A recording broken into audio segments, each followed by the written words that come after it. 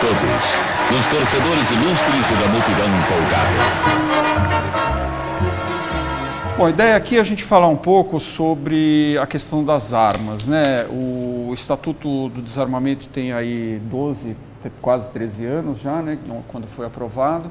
Foi um projeto bastante polêmico, que houve aí a adesão da sociedade e foi aprovado. E existem alguns projetos de lei, até agora a gente contabilizou cerca de 10 ali, mas tem um que está tramitando no Congresso, que é o projeto de lei 3722, que trataria ali de relaxar um pouco as regras, né, para o porte e uso de armas de fogo no Brasil. Hoje, pelo estatuto, aí, a idade mínima é de 25 anos, cairia para 21 anos, o porte só é permitido a quem demonstra necessidade por atividade, etc., segurança e tal.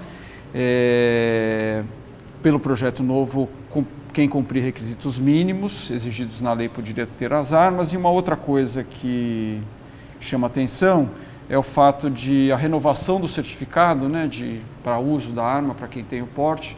Agora, a lei prevê uma renovação a cada 3 anos e o novo projeto seria uma validade permanente.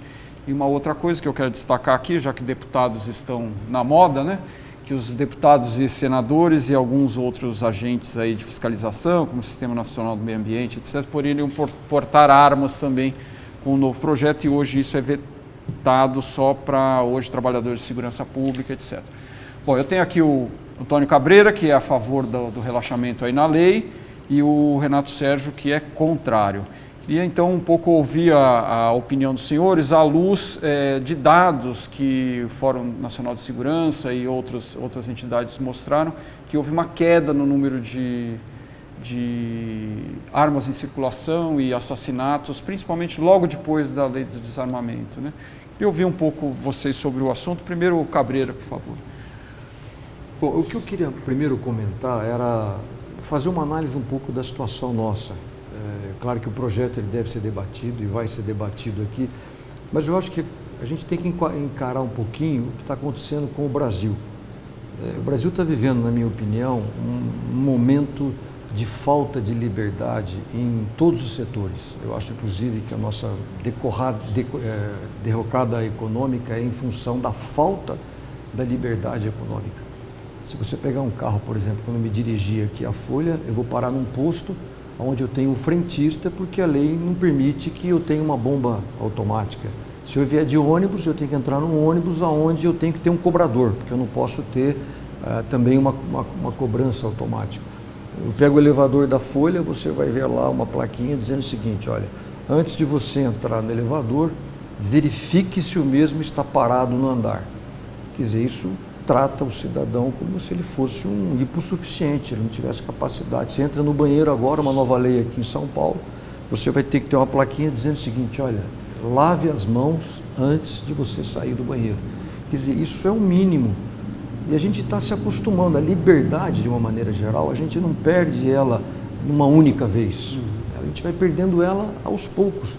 Se eu sair daqui depois, eu quiser ir no cinema, eu vou ter que pagar uma entrada mais cara, porque tem uma cota de filmes brasileiros a serem passados.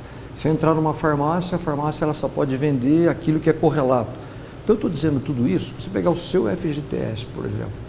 O seu FGTS é seu, mas você não tem a liberdade. É o governo que toma conta dele, é o governo que aplica ele. Aliás, aplicou no Ike Batista, quer dizer, virou pó. A remuneração é abaixo de todas as taxas do então, mercado. Então, tudo isso compõe um contexto da onde o Brasil está caminhando nessa falta da liberdade econômica, de tal maneira que hoje, para você viver ou trabalhar, você tem que preencher um formulário e pedir autorização para o governo.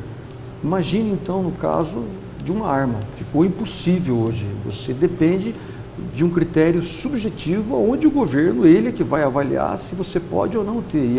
E nesses últimos 13 anos, depois do Estatuto, é praticamente impossível você ter um acesso a uma arma. Isso não existe. Então, eu acho que, até antes de discutir o projeto, é importante ver o seguinte: qual é a situação que nós estamos vivendo?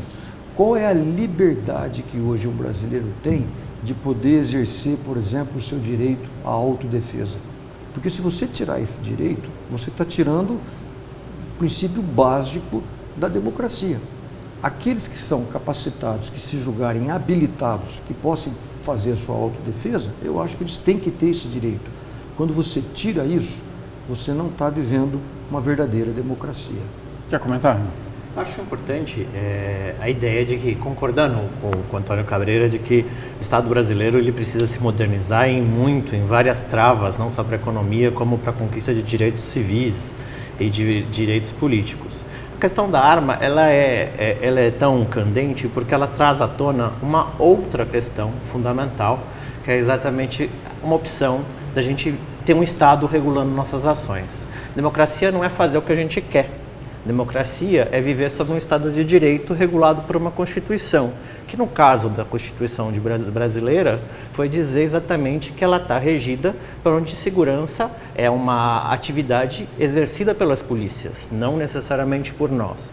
Se a gente quiser eventualmente mudar, mexer nas questões das liberdades individuais, que é do artigo 5º, tanto direitos como liberdades, do artigo 5º da Constituição, ou seja, se a gente quiser realmente mudar a forma como o Estado se relaciona com a sociedade, democraticamente eu vou ter que, de alguma forma, chamar uma constituinte, porque essas são cláusulas pétreas, e aí, a partir daí, tentar fazer um debate franco, aberto. Eu acho que a discussão das liberdades ela é fundamental, as liberdades individuais hoje nos Estados Unidos, com a questão do uso de armas, dos rifles e dos fuzis, ela tem se colocado muito presente, se é ou não é uma garantia constitucional. Tanto é verdade que no país da liberdade, que é os Estados Unidos, a Constituição é sempre reivindicada como o bastião na sua segunda emenda para a questão da arma de fogo. Lá consta. Então, na verdade, os Estados Unidos não está fazendo diferente do Brasil.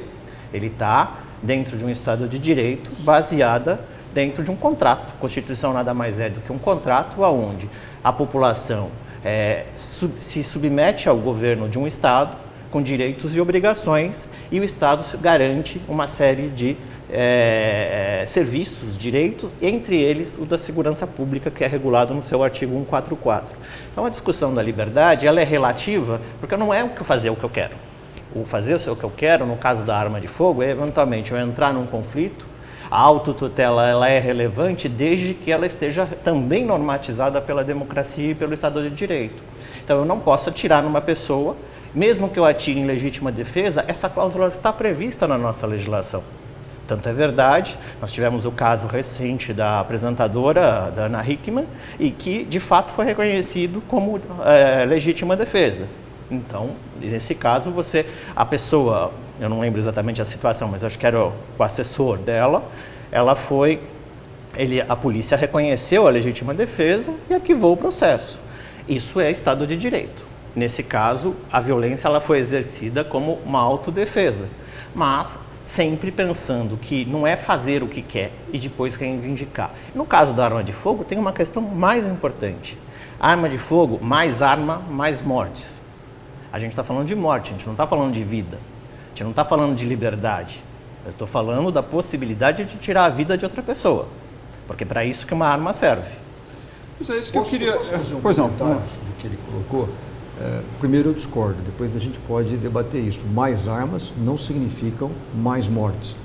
Mas ele colocou uma coisa que eu acho importante, essa questão democrática. Eu não estou aqui pregando um desrespeito à Constituição, longe disso. Até porque o nosso Código Penal, o artigo 25, ele prevê o direito da autodefesa, da defesa pessoal.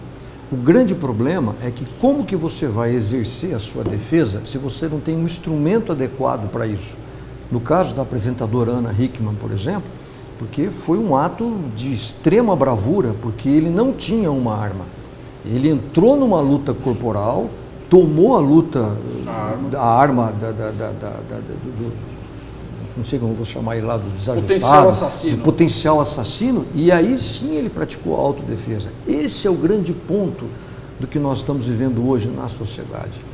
Eu aqui queria até pegar assim, uma coisa interessante, quando o Renato estava comentando. Eu sei que o Renato, por exemplo, ele apoiou a presidente Dilma, até porque ele fez questão, na questão da segurança pública, de fazer um manifesto que não assinaria as propostas de segurança do outro candidato. eu gostaria de não apenas relacionar a arma, não é só questão da segurança pública. Eu acho que a segurança pública ela é uma função do Estado. Agora, eu estou falando aqui da autodefesa. Mas levando para esse lado da democracia, o que hoje os apoiadores da presidente Dilma, eles colocam? Golpe. Essa é a palavra padrão que se tem, não se respeitou a vontade da maioria, a democracia não está em pleno vigor, se está exercendo um golpe porque ela foi eleita. Veja, a presidente Dilma ela foi eleita em 2014, vou arredondar aqui os números, com 54 milhões e meio de votos. 11 anos antes, em 2005, né, aí 9 anos antes, onde o colégio eleitoral era menor, 60 milhões de brasileiros opinaram sobre isso.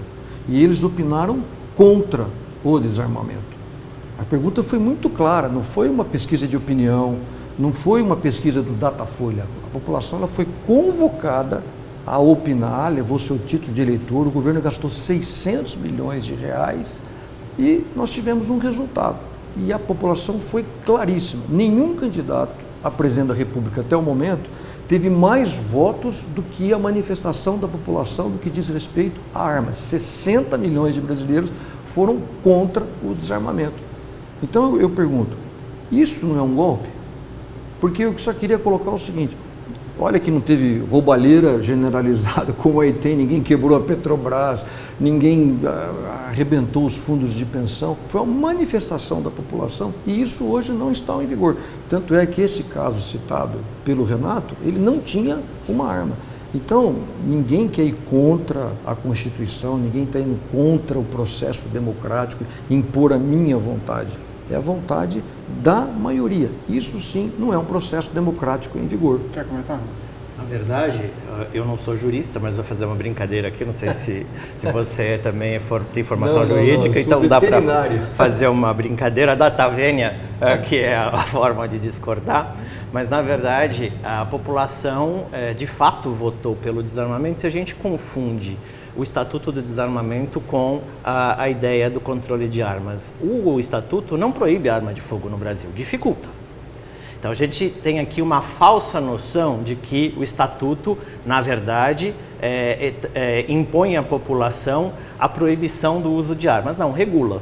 Concordo plenamente com o argumento invertendo o sentido do Antônio Cabreira no início de que, sim, é regulação, por ser um produto extremamente sensível. Inglaterra tem rígidos controles, outros países que são países reconhecidamente de natureza política muito diferente da nossa e que a gente está falando de controle. Controle, e quando a gente fala mais armas, mais mortes, não é, na verdade, simplesmente retórica, mas com base em todas as estatísticas. 76%, o número mais atual, dos homicídios, dos 60 mil homicídios, e que vem acontecendo há quase 30 anos no Brasil, são cometidos com arma de fogo. Poderiam ser cometidos com facas, com armas brancas, com outros instrumentos? Poderiam, mas talvez não na proporção que nós temos hoje no país. Então, nós temos duas situações. É verdade que a população, a proposta era a proibição e foi derrotada. Ok, população, 60 milhões de votos, disse não queremos que seja proibido. Mas autorizou, mesmo porque o Estatuto foi o que convocou o plebiscito, mas queremos que seja controlado. Controlado como? E aí tem várias questões que eu concordo na necessidade de modernizar o Estado. Hoje nós temos dois grandes cadastros de controle de armas, né? Polícia Federal fazendo o controle geral da população, qualquer pessoa que quiser armada tem que se submeter e pedir o registro, e os colecionadores têm que se submeter às regras do Exército. Esses dois sistemas não conversam.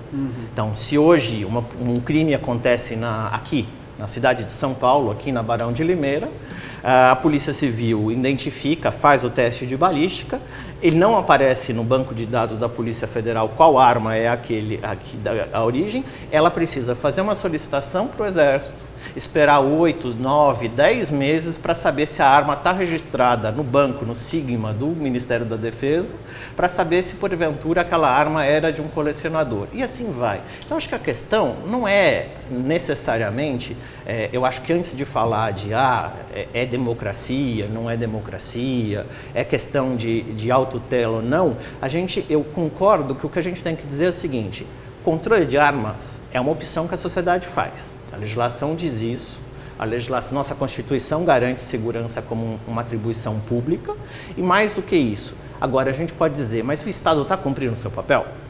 Está cumprindo de forma muito pouco eficiente e eficaz. Pegar um gancho, dizer o seguinte, no que você falou da questão, porque a pergunta do Estatuto ela foi muito clara. A pergunta era sobre a comercialização das armas de fogo e o brasileiro disse não. Então nós teríamos que ter critérios objetivos, quais? Olha, o sujeito ele tem que ter uma habilidade de poder manusear uma arma, ele tem que ter os seus antecedentes criminais negativados para que ele possa ter... Esses são critérios objetivos. Qual que é o problema de hoje? É que os critérios eles são subjetivos. Por quê? Quando o governo, e aí eu diria que isso é uma coisa enfiada a goela abaixo, ele coloca o seguinte, você tem que comprovar a sua efetiva necessidade. Primeiro, isso é uma piada para mim, num país como o Brasil, os números onde você aqui mesmo colocou, 60 mil brasileiros são assassinados por ano, você precisa comprovar a necessidade. É uma coisa meio irônica. Mas aí nessa comprovação da necessidade, o critério ficou subjetivo. Ou seja, o governo, ele dá arma a quem ele quer. Então, eu fico muito preocupado, Renato, a gente está falando aqui, pelo menos uma coisa a gente concorda aqui nesse Fla-Flu a respeito da liberdade, quando a necessidade, ela pauta a liberdade, porque é isso que nós estamos assistindo. Eu poderia virar para você e falar, olha, você não tem a necessidade de ter 2 carros, você não precisa comprovar a necessidade para tirar uma carteira de habilitação. Você daqui a pouco, não precisa ter, você não tem a necessidade de ter um celular tão caro, você pode ter um celular. Então, esse passo é uma retirada de uma liberdade que depois isso é infinito. Você vai, e queria só mais, quando você coloca esse critério, você me permite, ele é tão subjetivo que o governo, por exemplo, começa a conceder armas a pessoas que não, por exemplo, um auditor hoje da Receita Federal, ele pode ter o porte de arma, não é nem só o registro, ele tem a liberdade de portar uma arma. Eu pergunto, bom, talvez isso seja com essa questão nossa tributária, né? Mas é como se fosse um auditor que tivesse colocado uma arma na sua cabeça e olha, você tem que pagar imposto, porque não tem razão nenhuma de um auditor poder portar uma arma. Uma coisa assim, surreal, isso é uma coisa típica do Brasil. Aí por isso que inclusive o governo ele pode conceder a quem ele quer, isso para mim é um perigo. A gente viu aí, por exemplo, o presidente da CUT, em pleno Palácio do Planalto, ao lado da presidente da República, convocar a população a pegar em armas para defender a presidente. Eu não vi ninguém que é contra, a favor do desarmamento, falar, puxa, que absurdo isso. Talvez o governo esteja concedendo armas para esse tipo de gente, para a CUT, porque eu só estou tentando, essa subjetividade, ela dá um critério e um poder para o governo que não foi isso que a votação acabou estabelecendo. Além para problematizar um pouquinho a questão, o Ministério da Justiça soltou um dado aí de 2009 a 2011, 23 mil armas, quer dizer, uma média ali a cada 2 anos, 3 anos, 20 mil armas são extraviadas, caem, são desviadas aí e vão para outros cantos da população. Não necessariamente ficam com o dono daquela arma. A gente já fez matérias aqui na Folha de São Paulo várias vezes e tal, que em algumas zonas perigosas de São Paulo, favelas, etc., bandidos alugam arma, né? Você vai lá, aluga por R$100 um 38, faz um assalto e volta. Bem, mais armas dá essa disponibilidade de ter mais oferta, né, digamos assim, no mercado. Por outro lado, seria atribuição da polícia, do setor público, coibir isso. Então eu queria ver como é que discutir um pouco nesse sentido, quer dizer, de quem é contra e quem é a favor. No final das contas, tem uma população imensa aí que não tem arma e que fica à mercê de pessoas que têm armas extraviadas. E por outro lado, o Estado, que deveria coibir isso, também não coíbe. Quer dizer, eu queria até responder pegando um dado do próprio Renato. A gente tem uma expressão no interior que se chama laço dobrado. Você apanha de laço dobrado. O Renato usou aqui um número que hoje mais de 70% dos nossos homicídios, do total da taxa de homicídios, mais de 70% são cometidos por armas de fogo. Olha, 71%. Nós estamos cometendo isso num país que tem uma das mais draconianas legislações contra armas. Então isso prova que a política atual ela não está funcionando. Nós tínhamos aí por volta de 2010 em torno de 9 milhões de armas legalizadas, hoje nós não temos 600 mil armas. Então diminuiu drasticamente o número de armas legais. O cidadão de bem hoje ele não tem mais uma arma. E ao mesmo tempo aumenta o número de homicídios cometidos por armas de fogo. Se você pegar aquele período anterior ao Estatuto, ou 8 anos ou 9 anos, a gente ia ver que estava numa faixa, por exemplo, de 59, 60 cometidas por armas de fogo. Hoje nós estamos ultrapassando o limite de 70. Então, apanhamos de laço dobrado. Como? O governo tirou a arma do cidadão de bem e não foi competente para impedir que o bandido, que o criminoso, que o assaltante tivesse acesso à arma. E aí, Renato? Na verdade, essa é uma discussão, no meu ponto de vista, ela é um argumento que é quase como um sofisma, né? Difícil de ser... ela é uma construção que se mostra como uma verdade, mas que quando a gente vai olhar os números e evidências científicas, elas não se sustentam. Por quê?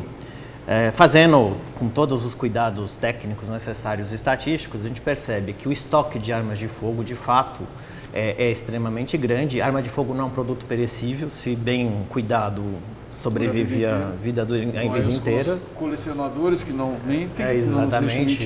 E esse é um risco que a sociedade está assumindo. Ou seja, em termos, qualquer sociedade assume o compromisso de correr alguns riscos, entre eles de armar a sua população ou não armar a sua população. Alguns dizem, por exemplo, que armar a população é ao mesmo tempo garantir contra a tirania de um Estado. Você garante contra a tirania. Outros acham que é exagero, mas essas questões mais políticas, elas não se sustentam nos dados, porque quando a gente olha o dado, se a gente pegar alguns estudos, eu não vou ficar aqui falando de vários estudos, porque vício de origem, falar de número não paro mais, mas se a gente olhar desde o Estatuto, a questão da segurança pública no país, das mortes, ela é muito mais ampla do que apenas as armas de fogo, vamos reconhecer. Sim. A arma de fogo é o principal instrumento, ou seja, ela não é a causa, mas ela é o principal instrumento. Também não vamos achar que simplesmente porque sou contra e sou a favor do controle, não da proibição, a gente tenha que pensar que todos os problemas se resolverão, não. Porque o problema está no Estado e não na arma em si. O controle de arma, quando é feito, por exemplo, na Inglaterra, com um sistema de segurança positivo, ele funciona. No Brasil, esse controle é extremamente frágil, por isso que eu acho que a legislação ela é adequada, o problema é como é que ela vai ser implementada, quando a gente tem dois sistemas que não conversam, a gente não tem como, quando a gente economiza o estatuto, quando a gente faz análise e percebe que mais de 120 mil pessoas deixaram de morrer, no estudo que o IPEA fez, quando a gente começa a pensar que as armas de fogo, mesmo no período anterior ao Estatuto, foi uma pesquisa que eu fiz em 2000, que mostra que mesmo uma pessoa que quer se proteger, que compra uma arma na ideia da autotutela, da autoproteção, o risco dela ser vítima de um latrocínio é 56% superior, porque isso meio que faz com que ela se sinta autorizada a reagir. Tem uma série de questões, ou seja, preparo. Preparo é muito relativo, como é que cursos de uma semana e uma série de questões.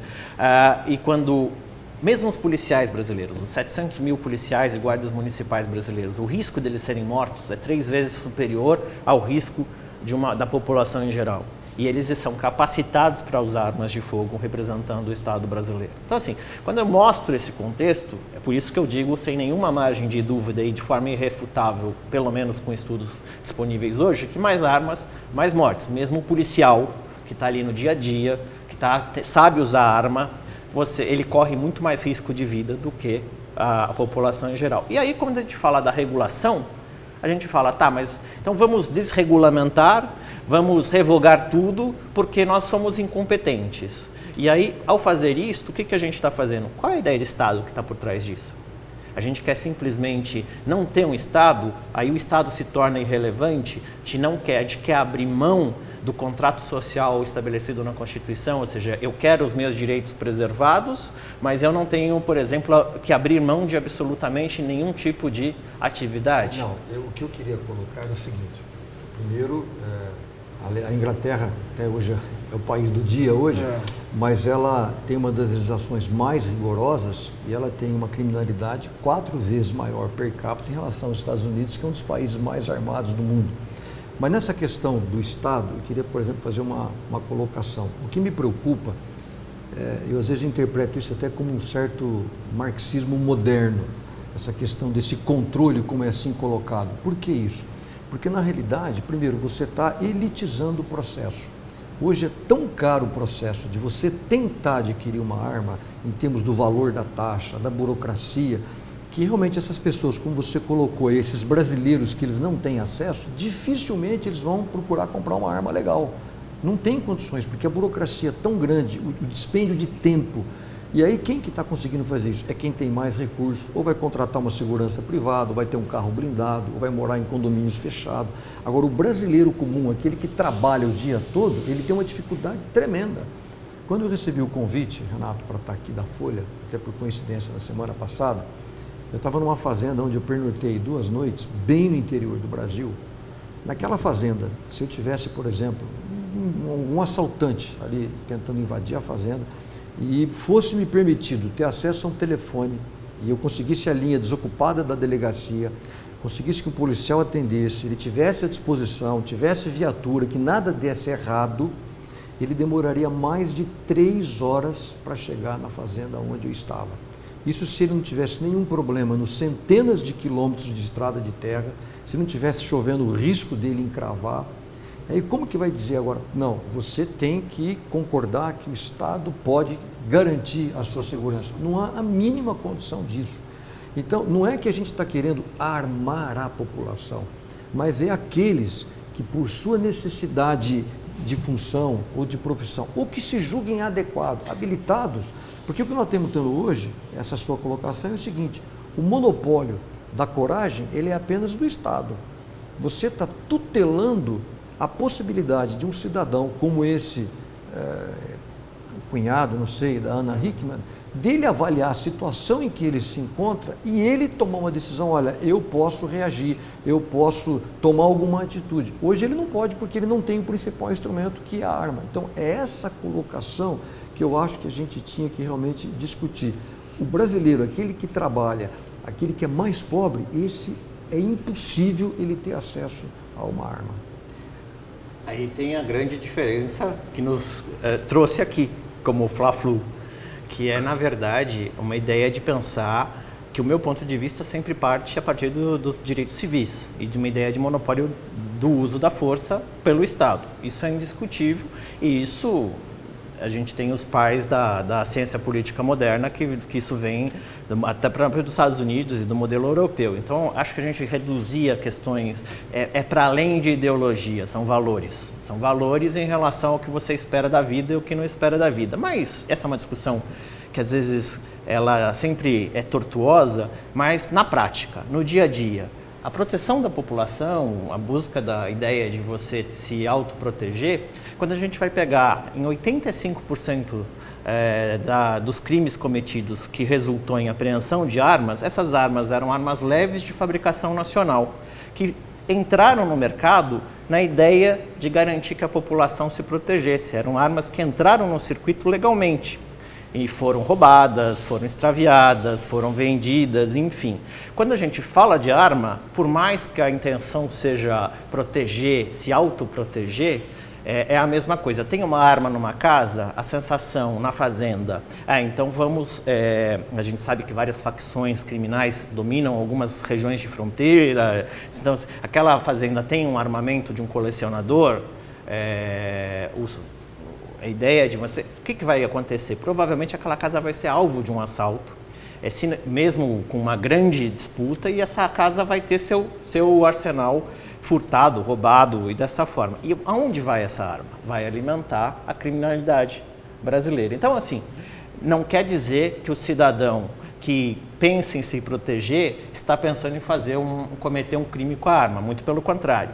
Mas a ilusão é que no momento que você não tem direitos mínimos assegurados, inclusive a segurança no país, a arma sozinha não vai dar conta. Eu não vou espantar a criminalidade comum. Só dar os números aqui do mapa da violência de 2015, diz que do total de armas no Brasil, 6,8 milhões seriam armas registradas, né?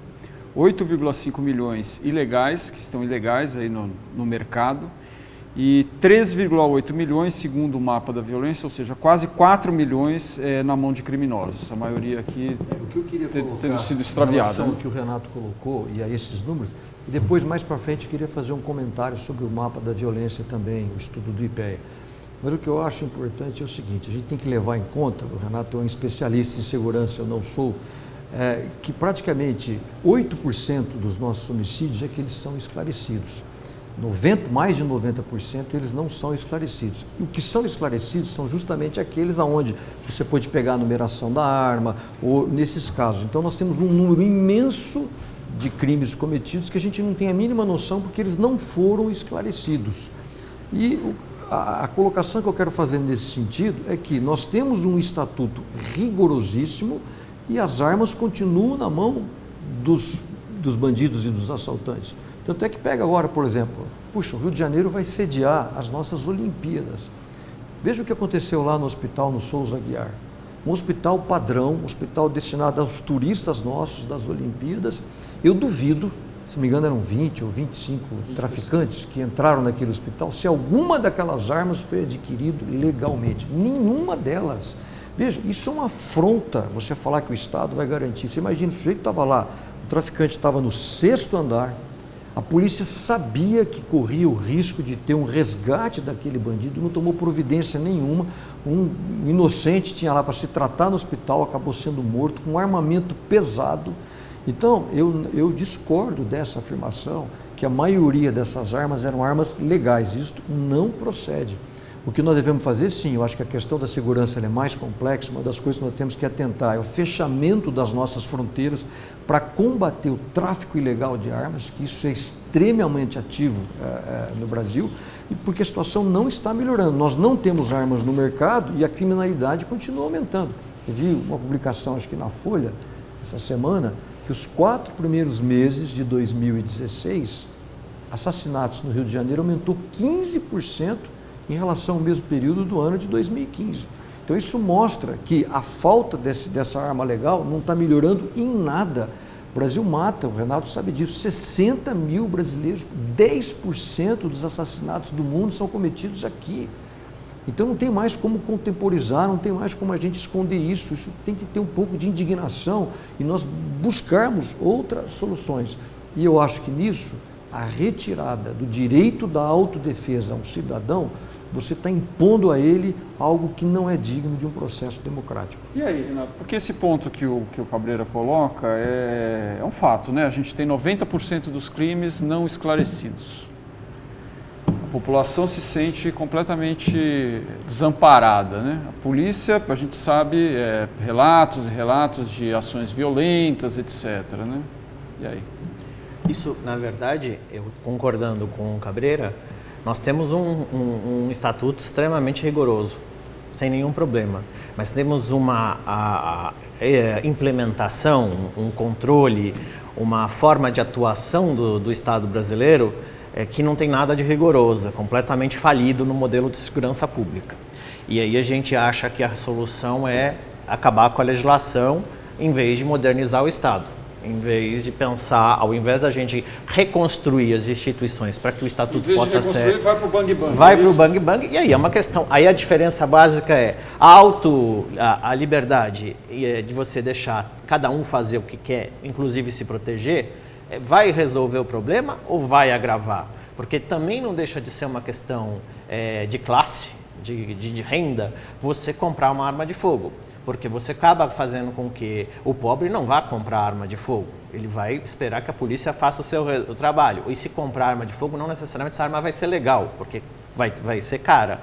E o rico vai se proteger com armas, com seguranças ou com fortalezas. Então, a pergunta básica aqui, eu acho que a nossa diferença fundamental não é nem no reconhecimento da falência do modelo de segurança pública. Isso nós estamos de acordo. Sim. É simplesmente...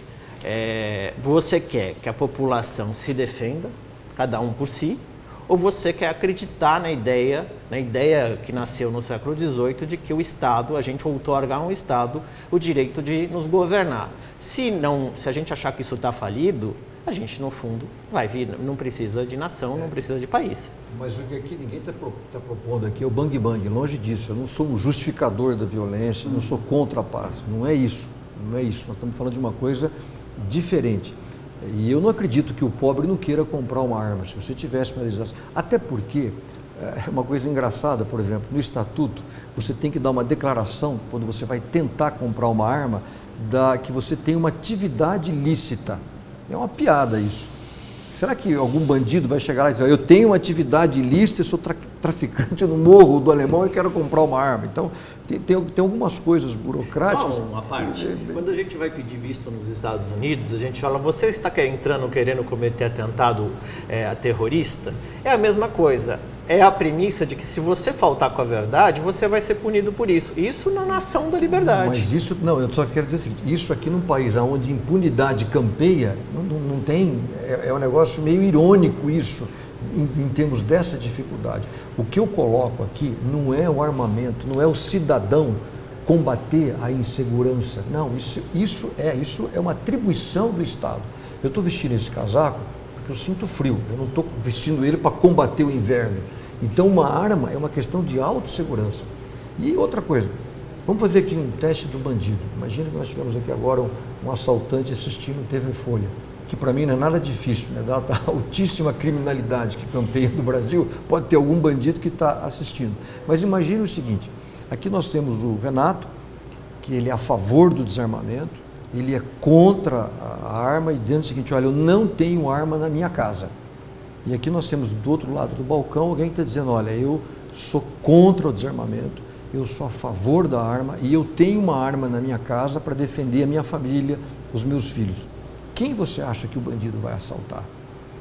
Então, eu não estou propondo aqui que todo mundo compre uma arma e vai se defender e nós vamos para o bang bang. Não é isso. O que eu estou propondo é aquele cidadão de bem que se julgue capacitado, porque você está dizendo o seguinte, só o Estado, então, é virtuoso, é honesto, é ético para poder portar uma arma para se garantir a sua defesa. Pergunta, Gabriel. Então a sua proposta iria até além desse projeto que está sendo proposto no Congresso Nacional? Eu só queria que se respeitasse, podemos discutir depois o projeto, que se respeitasse o referendo. Aquilo foi a maioria da população brasileira. Não deve ser proibido o comércio de armas de fogo e munição. Como? Vamos ter critérios objetivos, não estou dizendo que qualquer um deve comprar uma arma, não é isso. O que eu estou aqui me referindo é que aquele resultado não foi respeitado. E nesse caos da insegurança que você está vivendo, aqueles que se julgarem adequados, eles vão ter a possibilidade de poder, para sua autodefesa, não porque eles vão praticar a questão da segurança pública. E a nossa discordância é que eu acho que o referendo foi respeitado. O Estatuto não proíbe, controla. Um controle rigoroso e a grande questão não está no Estatuto. Está na incompetência da segurança pública brasileira em garantir segurança e paz para a população. Mas o Estatuto controla, não proíbe. Se a gente for ler, ele dificulta.